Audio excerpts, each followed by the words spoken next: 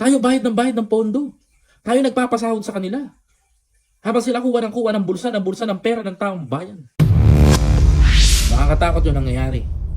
Anytime tayo ang talo. Tandaan nyo tong sinabi ko na to. September 1, may mananagot at may mananagot sa pagtatanong sa Blue Ribbon Committee. Yan ang protest. Alam mo, sa totoo lang, may economic sabotage nga nangyayari ngayon eh. Biruin mo, umulan lang ng ganun, mga kababayan ko. Aba, bumaha ng ganun kataas sa Metro Manila. Ano nangyayari ngayon dito sa atin? Mayroong nangyayaring protesta. Yan ang banta ng mga kontraktor ngayon. Woo!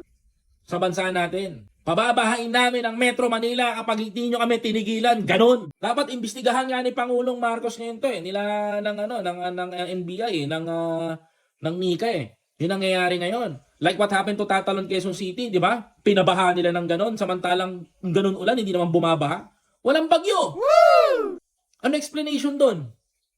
Barado ba yung mga drainage? Hindi. Pinasabog nila ng ganon. Gaya ng kaya nilang gawin. Kaya nakakatakot eh. Totoo lang. Nakakatakot. Nakakatakot yung nangyayari. Anytime tayo ang talo.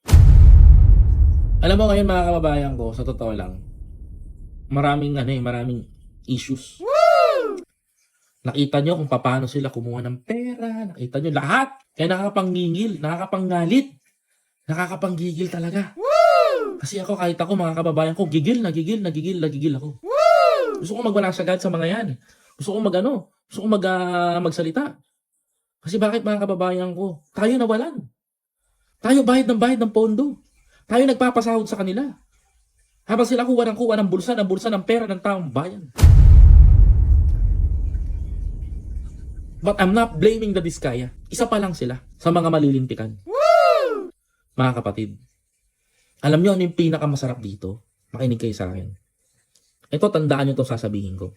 Wag na wag kayong liliban sa sasabihin ko. Tandaan nyo to. Naumpisahan na yan sa Blue Ribbon Committee. Diba? Tanong sa akin kung may mapapakulong. Ang sagot ko, sana. Diba? Ang sagot ko, sana may mapakulong. Naumpisahan na yan sa Blue Ribbon Committee. Ang sunod na tanong niyan mga kababayan ko, alam niyo kung ano, mga kapatid?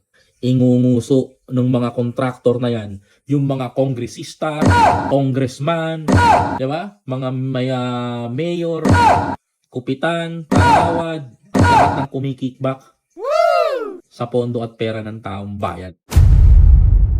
May mananagot at may mananagot dyan, mga kababayan ko.